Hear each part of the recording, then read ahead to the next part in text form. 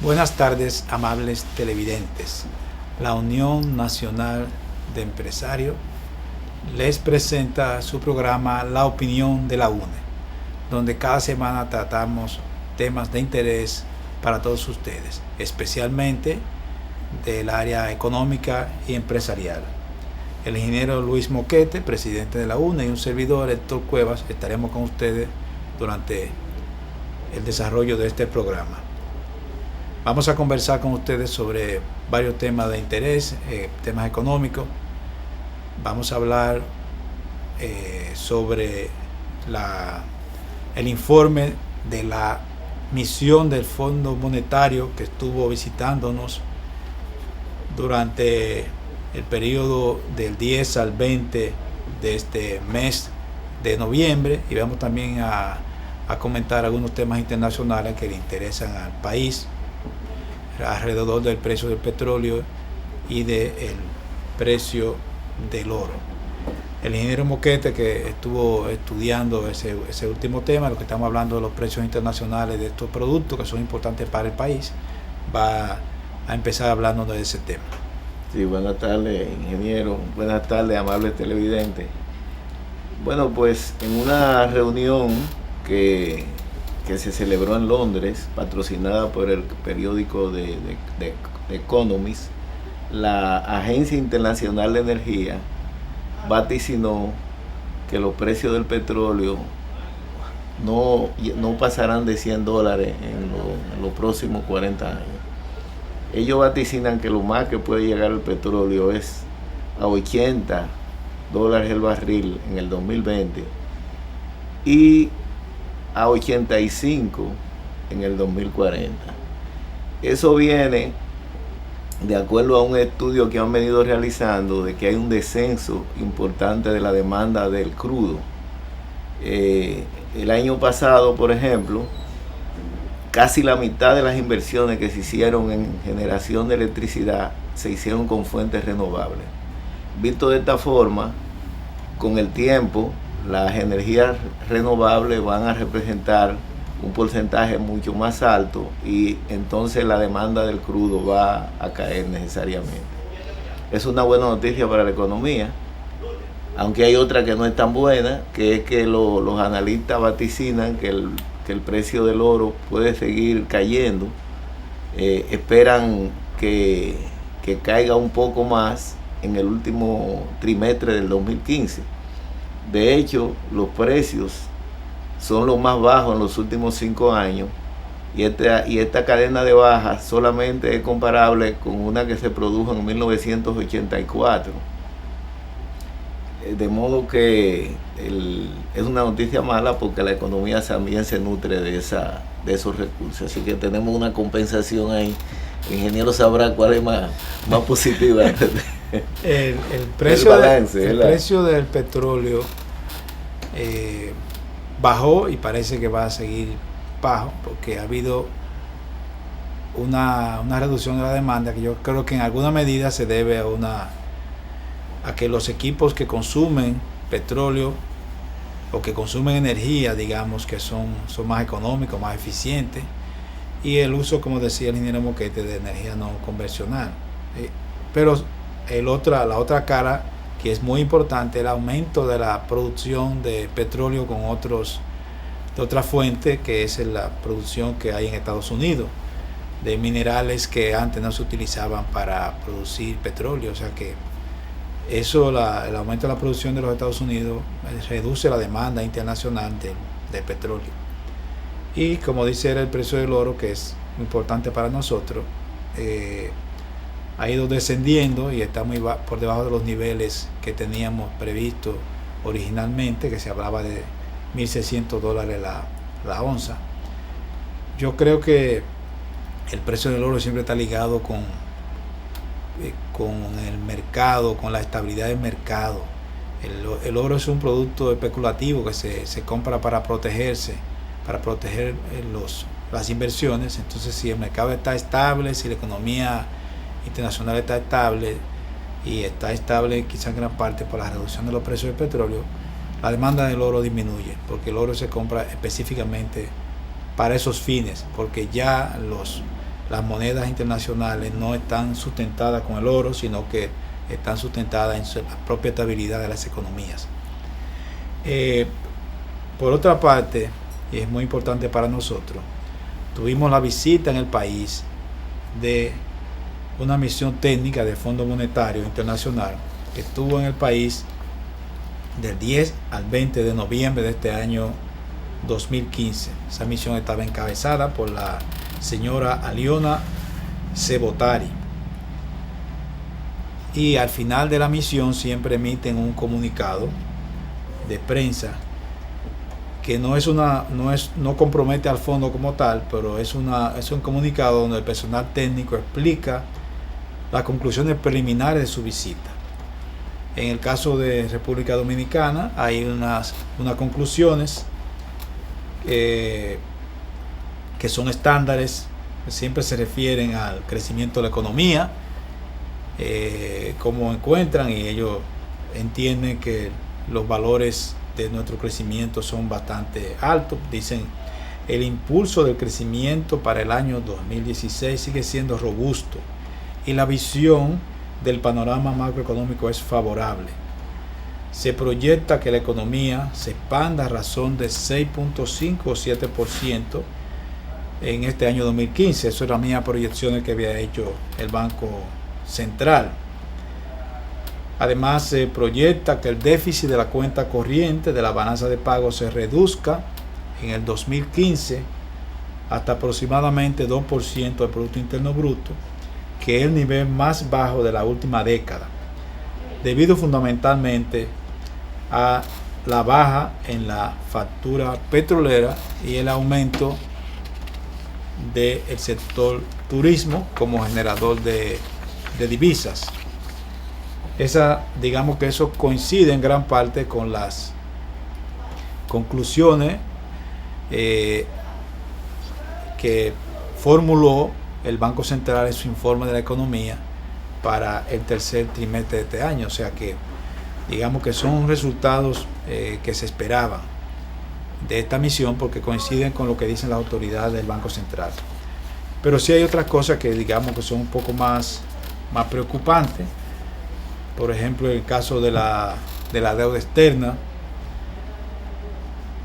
Dice la misión del fondo: la deuda pública consolidada ascendería desde menos del 50% del Producto Interno Bruto, que es el estimado para este año, seguiría subiendo y llegaría hasta 54% del Producto Interno Bruto para el año 2020. O sea que no se espera que disminuya la participación de la deuda externa en proporción al Producto Interno Bruto, sino que se espera que aumente. Por eso el fondo recomienda que el gobierno debe acelerar el proceso de consolidación fiscal iniciado en agosto de 2012 con el objeto de lograr un balance primario positivo, es decir, que haya un superávit de la cuenta del gobierno suficiente para invertir la trayectoria de la deuda. Está sugiriendo implícitamente el fondo que el gobierno aumente sus ingresos para tener un superávit con el cual puede empezar a reducir la deuda pública, que definitivamente está a niveles considerados internacionalmente como niveles altos, porque el 50% y más del 50% del Producto Interno Bruto como parte de la deuda se considera alto. Por eso también el fondo habla los técnicos del fondo hablan en sus recomendaciones. Dice que el fortalecimiento continuo del marco institucional ayudará a mejorar los resultados macroeconómicos. Y agrega: las discusiones previstas sobre el pacto fiscal entre los diferentes entes de la sociedad brindarán la oportunidad de institucionalizar el compromiso de consolidación y de establecer un ancla para políticas fiscales.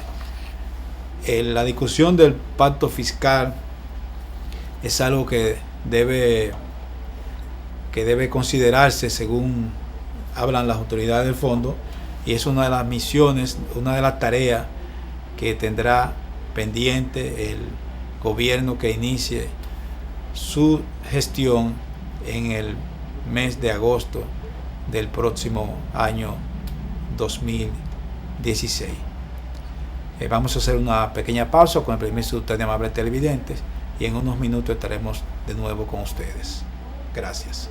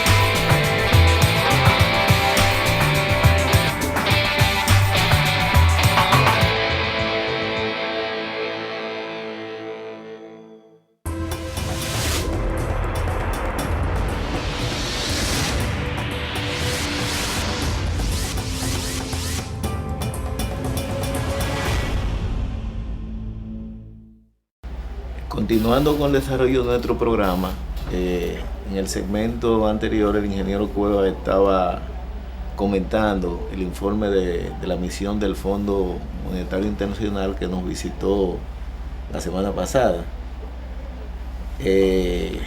Ingeniero, ¿qué otros aspectos plantean ellos en este documento? Usted habló del crecimiento y de la necesidad de la consolidación fiscal, pero supongo que no hay noticias negativas y todo. Bueno, el tema energético siempre aparece. El tema energético siempre aparece en los informes preliminares que da las misiones del fondo, que nos visitan cada cierto tiempo, cada trimestre normalmente. Y eso no quedó fuera de este reporte. Dice la misión del fondo: encarar la problemática de larga data en el sector energético, o sea, un problema ya que viene de mucho tiempo atrás, incluidas mejorías en la distribución y un movimiento hacia precios para la recuperación de los costos. Sigue siendo clave para mejorar las perspectivas de crecimiento. Está hablando de mejoría en la distribución. Esa es una debilidad del sistema. El área de distribución es el área más débil, que ha sido incapaz de facturar y cobrar toda la energía que entra al sistema.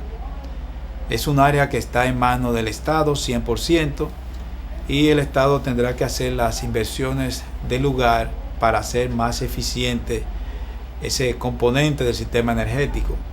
En la discusión del pacto eléctrico, eso debe ser un tema principal, un tema presente en todo momento, porque el área más débil es el área de distribución. Inclusive se ha reducido el precio en que las generadoras le venden a las distribuidoras, y sin embargo no ha habido una reducción del precio a la que las distribuidoras le venden al público. Eso indica que hay un problema en en esa parte, en ese componente del sistema.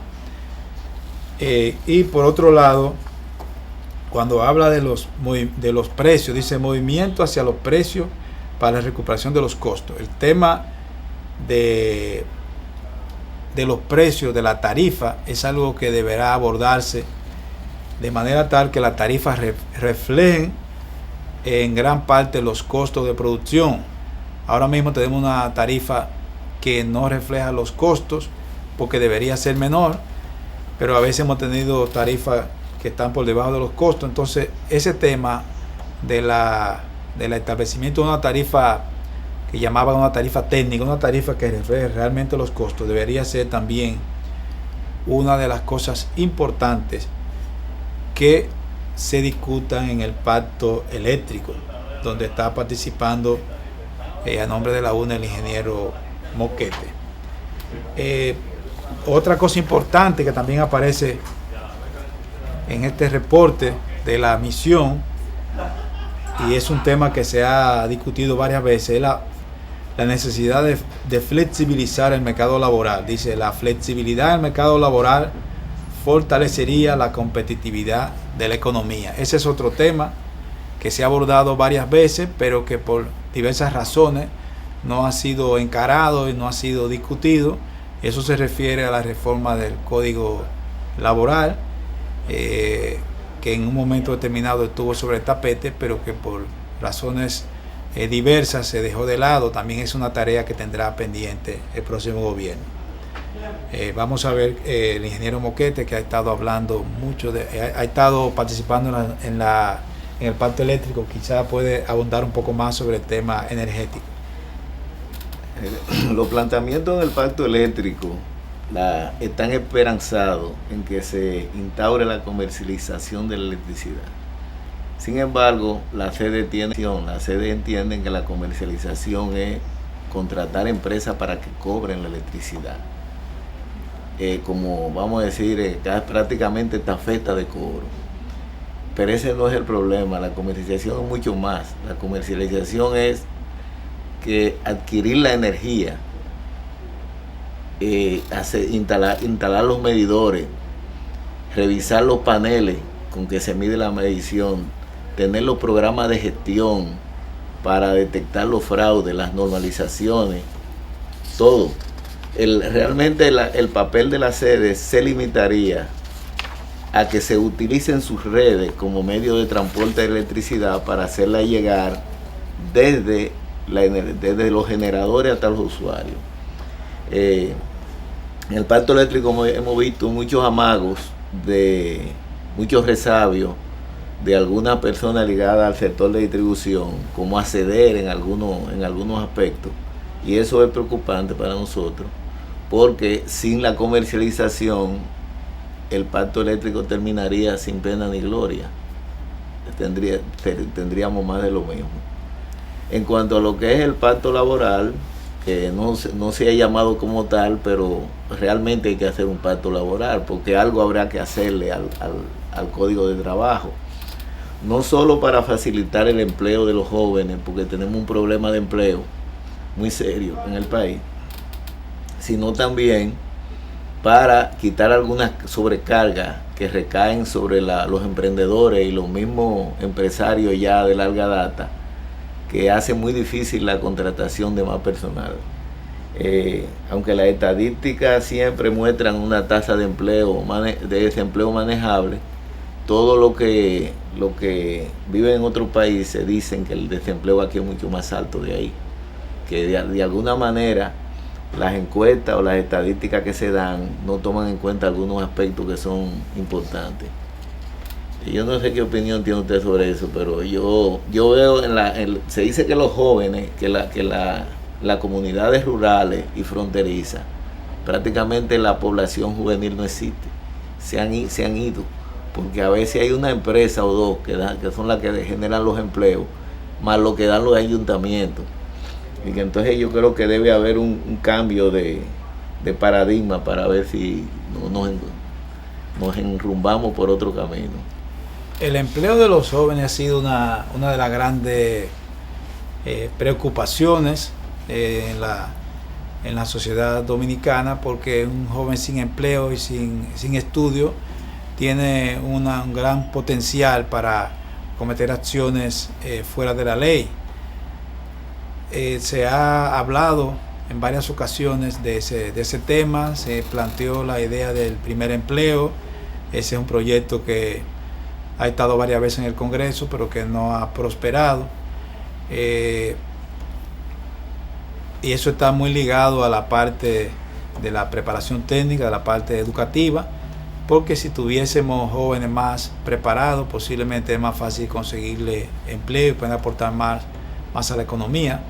Se espera que con las inversiones que se están haciendo en el sector educativo, eso mejore, pero se requiere un mercado laboral más flexible, que permita, digamos, que los jóvenes puedan entrar al mercado de trabajo sin demasiadas dificultades. Ese es un tema que muchos países lo han abordado, en cada país ha encontrado alguna salida. En el caso nuestro, que es muy grave por el hecho de que hay muchos jóvenes que van al mercado todavía sin tener la preparación. Si pudiésemos lograr que esos jóvenes puedan seguir estudiando y llegar al mercado más tarde, también eso contribuiría a reducir en alguna medida la tasa de desempleo de la juventud, pero eso cuesta dinero. O sea, para que un joven estudie tiene que tener cubiertos sus gastos básicos, y no lo tiene porque sus padres no lo pueden cubrir, de manera tal que ese joven tiene que salir al mercado, digamos, antes de tiempo a ganarse la vida, porque sus padres no pueden cubrir todos sus gastos. O sea que todo eso se mezcla, pero sí es necesario que en un plazo relativamente corto las autoridades tomen alguna medida, le den, digamos, promuevan alguna iniciativa para mejorar el empleo a nivel juvenil, porque eso va a contribuir en gran parte a reducir los niveles de delincuencia y mejorar la seguridad ciudadana.